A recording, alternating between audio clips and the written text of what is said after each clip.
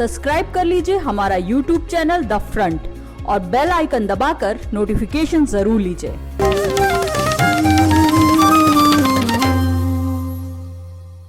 दोस्तों, विकास एक अजीब चीज़ है। ऐसा नहीं होता है कि कोई एक सिद्धांत आप लें और उस पे आगे बढ़ते जाएं, विकास हो जाएगा। जिन देशों ने विकास किया है उनकी सामाजिक संरचना कैसी थी, उनका पॉलिटिकल स्ट्रक्चर कैसा था, उनके अंदर कलेक्टिव क्वालिटी ऑफ कॉन्शियसनेस कैसा था, ये बहुत चीज़ें होती है। जापान एक बड़े न्यूक्लियर हादसे से बाहर निकला, लेकिन आज कहाँ है? चीन हमसे 2 साल बाद कम्युनिस्ट शासन बना, आज चीन कहाँ है? इजराइल, आप देख रहे हैं इजराइल की क्या हालत है।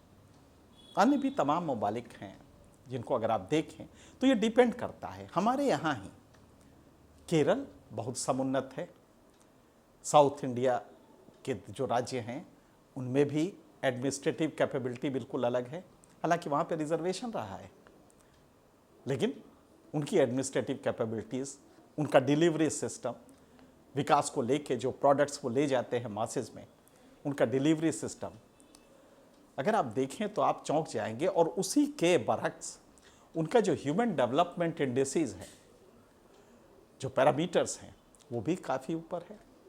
शिक्षा, स्वास्थ्य, इन सारी चीज़ों को ले तो वो काफ़ी ऊपर हैं। ये डिपेंड करता है कि उस सोसाइटी ने रिएक्ट कैसे किया, करप्शन के प्रति वहाँ पे टॉलरेंस कितना था, और वहाँ पे जो सरकारें बनी उनका नेचर कैसा था, पॉलिटिकल स्ट्रक्चर कैसे रहा इतिहास में और वर्तमान में। जातिवाद सभी जगह होता है, कर्नाटका भी इससे अछूता नहीं है, तमिलनाडु में काफ़ी पहले रहा है, लेकिन इन सब के बावजूद वो तरक्की करते गए। आखिर बिहार क्यों नहीं करता, क्यों उत्तर भारत के राज्य नहीं करते हैं, ये एक अलग पक्ष है। अब आपने सुना होगा, कल अच्छा भी लगा कि भारत में पढ़े, भारत के रहने वाले, कलकत्ता में शिक्षा लिए, मुंबई के में पैदा हुए अभिजीत बनर्जी ने नोबेल प्राइज़ इकोनॉमिक्स में हासिल किया है।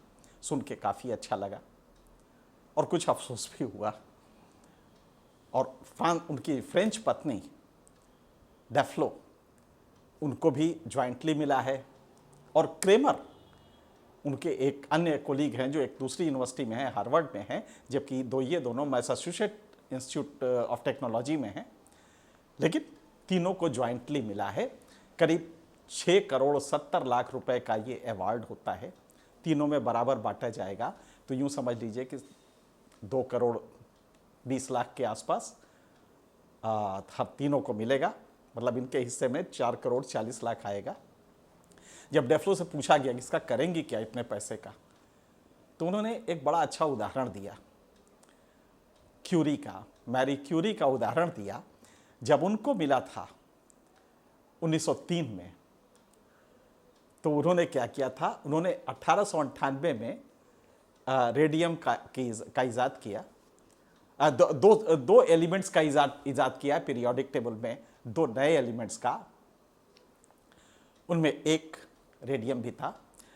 और उसके रिकॉग्निशन में उनको 1903 में ये नोबेल प्राइज़ मिला। आप जानते हैं उन्होंने क्या किया? 1 ग्राम रेडियम खरीदा उससे फर्दर रिसर्च करने के लिए, क्योंकि रेडियम बहुत महंगी चीज़ थी, तो 1 ग्राम रेडियम खरीदा। खैर, यही किस्सा डेफ्लो ने बताया। मतलब ये लोग भी अपने रिसर्च को आगे बढ़ाएंगे और उनके पास ऑलरेडी एक सेंटर MIT इंस्टीट्यूट ने ही प्रोवाइड किया है, जो उन्होंने बनाया है। वो सेंटर क्या है? वो सेंटर का नाम है Abdul Latif Jameel poverty action lab. इन तीनों वैज्ञानिकों, खास करके अभिजीत को अगर आप लें, आप जानते हैं उन्हें किया क्या है? जो इस्टेब्लिश डेवलपमेंट की मानक थे, जो थ्योरीज थी, उससे बिल्कुल अलग हट गए और उन्होंने माइक्रो लेवल पे जाके देखा कि क्या क्या, क्योंकि उनको ये मालूम था कि हर समाज का, हर सामाजिक स्तर, आर्थिक स्तर पे मौजूद लोगों का रुझान अलग अलग होता है। और तब उन्होंने देखा कि इन कौन सी चीज है जो कि इस समाज के इंसेंटिव को बदल सकती है। आप वही इंसेंटिव किसी और समाज में दें, कोई नहीं आएगा, लेकिन एक छोटी सी इंसेंटिव हो सकती है जो कि उस समाज को बदल दे। जिससे बिहार में मेरा अपना मानना है 44% कंडोम की कमी है। आप जानते हैं कि बिहार इस देश में हाईएस्ट पॉपुलेशन ग्रोथ है। अगर पॉपुलेशन कम करने का स्कीम कहीं फेल हुआ है, फैमिली प्लानिंग फेल हुई है, तो वो बिहार में हुई है और लगातार होती जा रही है। 44% वहां पे कंडोम की कमी है। आप सोच सकते हैं अगर वहां कंडोम उपलब्ध हो तो शायद ये कम हो जाए। खैर, अब हम आते हैं अभिजीत के प्रयोगों के बारे में। शिक्षा और स्वास्थ्य में उनके 2 प्रमुख प्रयोग हुए और इसका जो बेसिक उन्होंने सिद्धांत दिया था, वो सिद्धांत क्या दिया था, प्रयोगात्मक था वो था रैंडमाइज्ड कंट्रोल ट्रायल्स। रैंडमाइज, आप किसी सोशल ग्रुप को ये नहीं मान लेंगे कि ये सोशल ग्रुप ऐसा है, आप रैंडमाइज कुछ लोगों को देंगे और इसके तहत उन्होंने 4 ग्रुप बनाए, group A, group B, group C और ग्रुप डी। अब उदाहरण लीजिए उन्होंने राजस्थान में क्या किया, इसका मैं उदाहरण देता हूं। उन्होंने देखा कि इतना खर्च WHO कर रहा है, वर्ल्ड हेल्थ ऑर्गेनाइजेशन कर रहा है, लेकिन टीकाकरण नहीं हो रहा है, वैक्सीनेशन हो ही नहीं, लोग आ ही नहीं रहे अपने बच्चे को लेके। उन्होंने कहा ये तो अजीब सी स्थिति है। तो उन्होंने इस 4 ग्रुप बनाए। एक में सीधे आपकी जो मोबाइल वैन है सर्विस वाली, वो आपके घर पे जाके खड़ी होगी और वो ये सुविधा देगी कि आपको टीका लगवाने के लिए बच्चे को बाहर लाइए, टीका लग जाएगा। ये पहला ग्रुप था। दूसरा ग्रुप था जिसमें कि उन्होंने दाल दिया, कि दाल का पैकेट दिया और मोबाइल वैन कुछ दूर पे रखी। तीसरा था जिसमें दोनों दिए, मोबाइल वैन आपके घर पे दाल का पैकेट लेके आई है, और चौथा था जिसमें ये दोनों नहीं, आप अपना जाके टीका प्राइमरी हेल्थ सेंटर में लगवाएं। 4 ग्रुप दिए। आप ताज्जुब करेंगे कि जो टीकाकरण 18% था, दाल मिल रहा था और मोबाइल वैन घर के सामने खड़ी हो जाती थी, तो वो टीकाकरण जंप करके 39% पे पहुंच गया। अचानक लोगों का रुझान बढ़ा, दाल लेते थे, बच्चे का टीका लगवाते थे। आप जानते हैं राजस्थान में दाल की काफी कमी है, तो इसकी वजह से वो बढ़ा। और जानते हैं कॉस्ट कितनी कम हो गई, कॉस्ट आधी हो गई WHO की, क्योंकि दाल में कोई ज्यादा खर्च नहीं लगता था। लेकिन लोगों को प्रेरित करने में, जो रोज टहलते थे, घूमते थे, उनको बताते थे, तब भी कोई नहीं आता था, इस पे ज्यादा खर्च लगता था। इसी तरह एजुकेशन का किया उन्होंने दिल्ली में, और सबसे ज्यादा ये जो अरविंद केजरीवाल की पार्टी की गवर्नमेंट है, आप सरकार जिसको कहते हैं, उसने इसको लैपअप किया। इमीडिएटली कहा आप हमारे यहाँ आइए, और सरकारी स्कूलों में ये प्रयोग शुरू किया। कुछ बच्चों को किताबें दी, कुछ बच्चों को किताबें न देके खाना दिया, कुछ बच्चों को दोनों दिया, और कुछ को इन दोनों नहीं दिया और उसको देखा।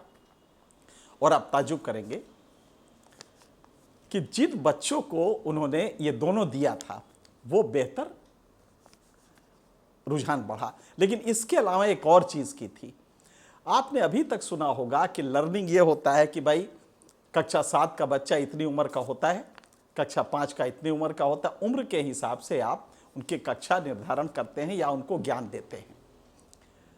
तमाम ऐसा देखा गया कि लर्निंग प्रोसेस पुअर है किसी बच्चे की तेज है, तो इन्होंने कैटेगरी ही बदल दी। जो बच्चे लो लर्निंग के थे उनका एक अलग ग्रुप बनाया, जिन बच्चों की लर्निंग फास्ट थी उनका ग्रुप एक अलग बनाया, एक तीसरा ग्रुप बनाया। ऐसे ही करके उन्होंने ग्रुप बनाए, और इन लर्निंग जो कम थी जिन बच्चों की, उनको अलग से एक ट्यूटर रखा जो अलग से उनको पढ़ा रहा था, और वहां से पढ़ा रहा था जहां से उन्होंने छोड़ रखा था और पढ़ाई के प्रति उदासीन हो गए थे। उनका एक ग्रुप बनाया, और उनको जब ये लर्निंग देने लगे, एक अलग से देने लगे और उनके भाषा में देने लगे, तो उन बच्चों को समझ में आने लगा और फिर वो एकदम उन्हीं के मुकाबले आ गए जो फास्ट लर्नर ग्रुप था। आप सोचें इसमें कौन सा पैसा लगा है? ये क्या कोई पैसे की बात थी? सिर्फ आपको मेहनत करनी होगी, कमिटमेंट के साथ वहां जाना पड़ेगा, वरना मास्टर जी ने क्लास देखा, 65 बच्चे क्लास में हैं और उन्होंने कहा हाँ 6 का पहाड़ा बोलो, और आधे बच्चे जोर जोर से बोल रहे हैं, बाकी जानते नहीं तो चुप हैं। लिहाजा इसके बाद उन्होंने क्लास में प्रमोट कर दिया, क्योंकि भारत में प्रमोशन है तो वो बच्चा आगे निकल जाएगा, एक जो फास्ट लर्नर है। यही वजह है, और ये काम उन्होंने प्रथम जो एक नॉन गवर्नमेंट ऑर्गेनाइजेशन है, एनजीओ है, वो भी काफी काम भारत में कर रही है, उन्हीं के साथ मिलके ये काम किया। यूपी में किया, दिल्ली में किया, मध्य प्रदेश और राजस्थान में किया, उसके गजब के रिजल्ट आए। क्योंकि आप बच्चों को उनके उम्र के हिसाब से न देखिए, उनकी लर्निंग कैपेबिलिटीज देखिए और तब वहां से पढ़ाना शुरू कीजिए जहां से वो छोड़ चुके हैं। क्योंकि अगर आपने पढ़ाना आगे बढ़ गए तो फिर वो कभी नहीं सीख पाएगा। और हर बच्चे की लर्निंग कैपेबिलिटी अलग होती है, फैमिली बैकग्राउंड होता है, उसका खान पान कैसा रहा है ये होता है, कल्चर कैसा रहा है, बहुत सारी चीज़ें होती हैं। लिहाजा जो अभी तक का था पैरामीटर एजुकेशन देने का, पेडागॉजी का जो पैरामीटर था, उसको बिल्कुल बदल दिया अभिजीत ने। नतीजा ये हुआ कि आज कम खर्चे में लोकेशन स्पेसिफिक स्थानीय जो लोग हैं, जो बच्चे हैं या जो टारगेटेड वर्ग है, उसकी ज़रूरतों के हिसाब से आपको ये मदद देनी पड़ेगी। आपने एक ऐलान कर दिया, हर गरीब को 35 किलो गेहूं मिलेगा। पता नहीं, आपको ये मालूम नहीं है कि उसको गेहूं की ज़रूरत है ही नहीं है, उसको ज़रूरत कुछ और है। तो आपको ये देखना पड़ेगा कि रिक्वायरमेंट स्पेसिफिक और एप्टीट्यूड स्पेसिफिक एक समाज के नीड्स को आप देखें और तब ये विकास का मॉडल ले जाएं। अभिजीत वर्तमान सरकार की क्रिटिक हैं। उन्होंने नोटबंदी के काफ़ी मजम्मत की थी, उन्होंने खिलाफत की थी, कहते इसका मुझे समझ में नहीं किया क्यों गया है। उसके बाद अभी भी हाल की इकोनॉमिक पॉलिसीज़ को लेके काफ़ी वो क्रिटिकल हैं। तो क्या अभिजीत की सेवाएं नहीं लेनी चाहिए? अगर एक व्यक्ति दुनिया में रिकॉग्नाइज हो रहा है, नोबेल प्राइज उसको मिल रहा है, और सिर्फ इसी के लिए कि इसने बिल्कुल नया कंसेप्ट दिया है, तो क्या उनकी सेवाएं भारत को नहीं लेनी चाहिए? ऐसे समय में जबकि सबसे ज़्यादा ज़रूरत अगर दुनिया में किसी देश को है तो भारत को है। इकोनॉमिक क्राइसिस हमारी बढ़ती जा रही है, बेरोजगारी हमारी बढ़ती जा रही है। ऐसे में क्या अभिजीत आने वाले हैं, आ रहे हैं वो, और अपने माँ बाप से मिलने भी कलकत्ता जाएंगे, अभी खबर मिली है। तो अगर अभिजीत आ रहे हैं तो क्या भारत सरकार को उनको बैठा के एक चर्चा नहीं करनी चाहिए कि हम अपने डेवलपमेंट का मॉडल जो आपने दिया है मॉडल, और पूरी जिंदगी उनकी भारत में ही खपी, कुछ और देशों में गए थे लेकिन पूरी जिंदगी का रिसर्च उनका भारत का है। क्या अभिजीत ऐसा अनोखा हीरा जिसको कि जेएनयू में टॉप किया उसने और रिकॉर्ड उसका नहीं टूटा, और वो जेएनयू सिर्फ इसलिए गया था कि DSC Delhi school of economics ज्यादा जेएनयू से मकबूल इकोनॉमिक्स की संस्था है, यूनिवर्सिटी इंस्टीट्यूट है, लेकिन डीएससी में वो नहीं गए इसलिए कि वहां का वातावरण जेएनयू का ज्यादा खुला है। और आपको एक बात और बताएं, अभिजीत 10 दिन जेल रह चुके हैं। हुआ यह था कि 1982 में जब उन्होंने दाखिला लिया था, उसके साल भर बाद ही वहाँ के प्रशासन ने यूनिवर्सिटी के एक कोई नियम में चेंज किया जिससे गरीब बच्चों को जो वजीफा मिलता था वो बंद हो रहा था। 300 बच्चे जिसमें अभिजीत भी थे और अच्छा खासा लीड कर रहे थे, उनको तिहाड़ जेल में 10 दिन रहना पड़ा। 10 दिन जेल में भी रह चुके हैं, लेकिन वो न तो लेफ्टिस्ट हैं न वो किसी ऑर्गेनाइजेशन के हैं, कहीं के नहीं हैं। हाँ, रुझान लेफ्टिस्ट हो सकता है, तो क्या इस वजह से हम छोड़ देंगे कि वो राइट विंगर नहीं है? उन्होंने तो आरबीआई गवर्नर को अपॉइंट करने में जब शक्तिकांत को हो रहा था अपॉइंटमेंट, तो उन्होंने काफी खिलाफत की थी कि ये ब्लंडर होगा आपका। तो क्या अभिजीत आए और उनको हम स्वागत ना करें? हमारा नोबेल प्राइज कल हम कसीदे काढ़ेंगे उसके लिए अंतर्राष्ट्रीय मंचों पे।